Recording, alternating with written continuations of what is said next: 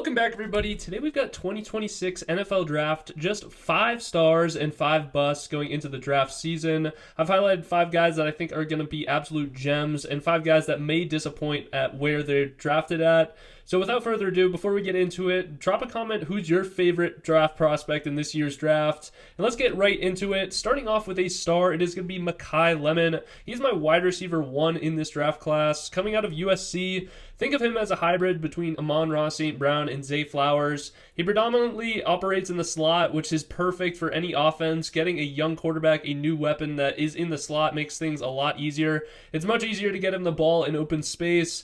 He can kind of be the short yardage line of scrimmage targets, as well as kind of those deep crossers over the middle. I think the sky's the limit for him. Him and Carnell Tate are going to be my top 2 wide receivers, but Lemon just edges him out because I think he's going to be more ready from day one.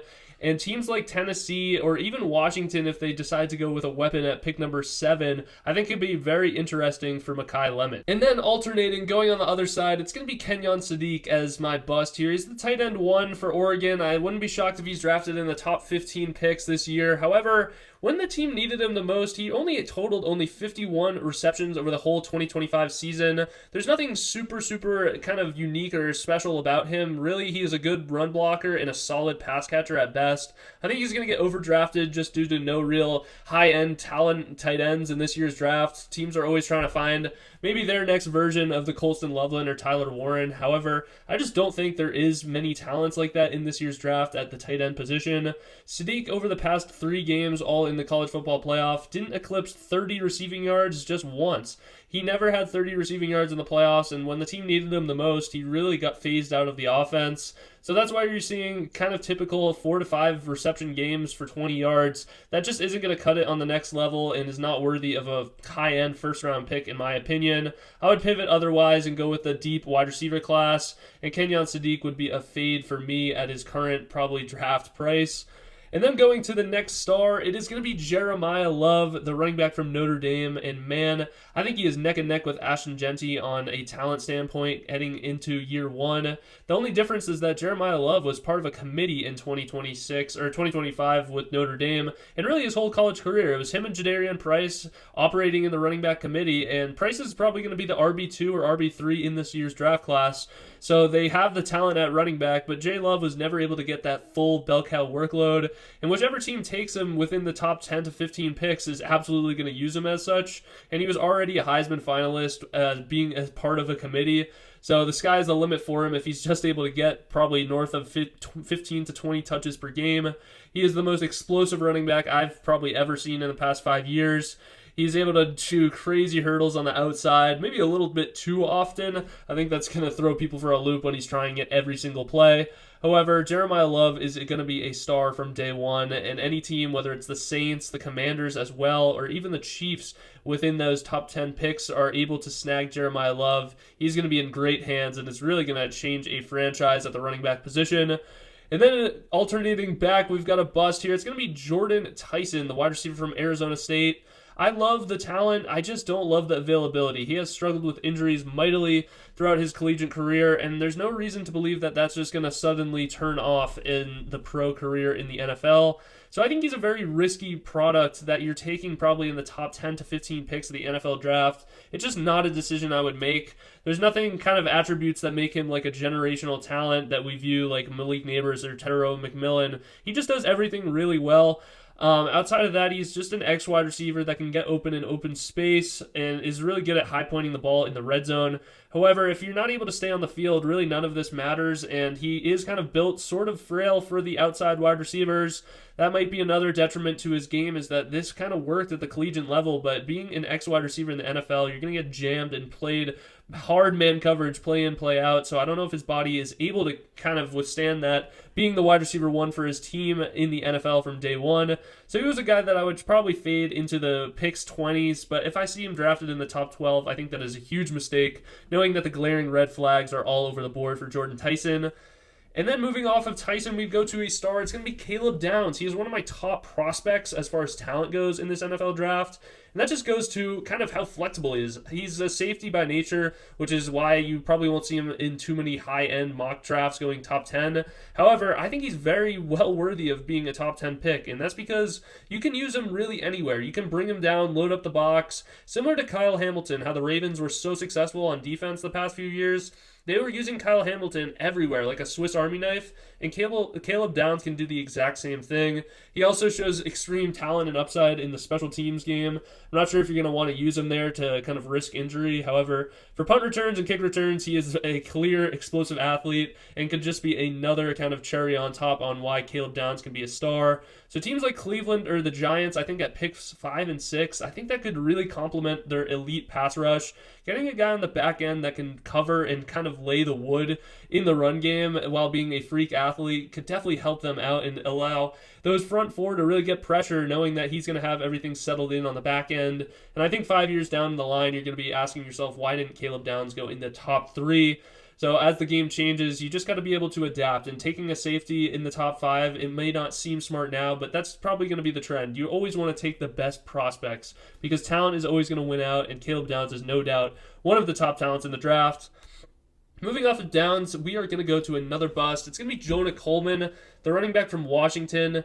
Watching the tape, he just looks a step slower than a lot of the running backs in previous draft classes. It's going to be him and Jordyn Price as the RB2 and 3 in this draft class, and I just don't trust Coleman to get it done. I think at best, maybe his ceiling is David Montgomery. He plays physical, but as far as the breakaway speed, it's not really there. I know you're going to pull up the clips of him at Washington, maybe breaking one loose, but as far as the pro level, it's just not going to cut it. His speed, I think, will be on full display at the Combine or this Pro Day, wherever he runs. But I'm just not fully in buying to kind of spending a late first-rounder or a second-round pick on Jonah Coleman. I think you missed the cut on 2025's NFL Draft with Hampton and Travion Henderson and Quinshon Judkins. That was kind of the great crop of running backs, and now we're probably just going to convince ourselves that Jonah Coleman is the next coming of that class. However, I think he's a very much clearly a tier below that, and I would actually rather have Jordyn Price. I think he is much more serviceable in the pass game. I think both feature kind of committee attributes, but I'd rather have the third down running back that is shifty and can get in open space and maybe transition into a full workload like Jordyn Price rather than just kind of the 1A Jonah Coleman that is just going to be used in the early down usage. So then going back to the stars, it's going to be Kadyn Proctor, an offensive lineman from Alabama. I know it's an offensive lineman. There's probably not too much glamour in kind of making him a star. However, he's probably going to be the third offensive lineman between Spencer Fano and Francis Maui-Noah.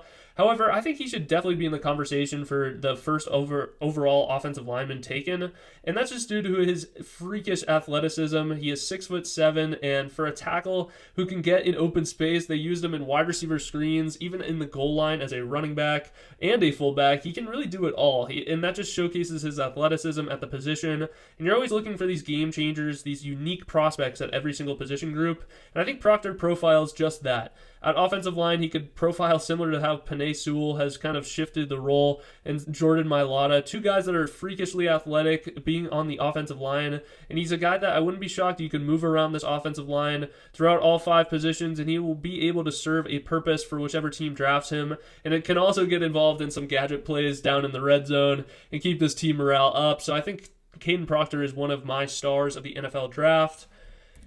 And then we've got Keldric Faulk, the edge rusher from Auburn, and I say this gingerly because the potential is so high for him to be great. However, you're taking a high capital pick on a player that really has no evidence of being a superstar. So when I'm drafting an edge rusher early in the draft, I want guaranteed production and a guy that can get home to the quarterback. However, Keldric Faulk ranked 150th among eligible pass rushers in kind of the pass rush win grade.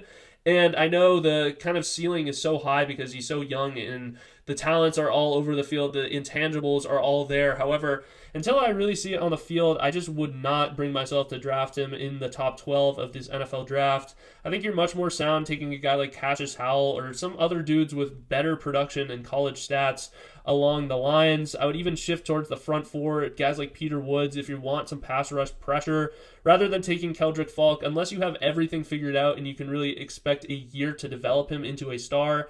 I think if you're looking for production in year one, I don't think you're going to find much of it at Keldric Faulk's expense. So I think it's a fade for me. I still think the ceiling is very high for the kid, and there's no disrespect to his game. It's just he's very raw as a prospect, and I think he's getting overdrafted where I'm seeing him mocked right now. So he finds himself in the draft bust. But going back to the studs, it's going to be Carnell Tate. I mentioned it earlier that Makai, Lemon, and Tate are my top 2 wide receivers. And Tate, there is a little bit of hesitancy because he plays alongside Jeremiah Smith, who commands double teams everywhere. So he was kind of free to roam on the other side of the field with single coverage, but he dominated. So I think there's kind of room to kind of understand that he might just dominate and be a stud no matter what. But I think Carnell Tate is going to do just that. Whichever team takes him, he is going to be the wide receiver 1, whether it's Tennessee or Cleveland, or maybe the Jets with their second first rounder go with Carnell Tate. He's going to be asked more to do, or more than what he was asked to do at Ohio State, and I think he's very capable.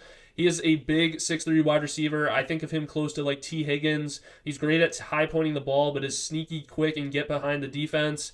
I think he has to work a little bit on getting open in zone coverage, but that just comes with any rookie. And over time, developing that quarterback wide receiver mind meld will be perfect for Carnell Tate.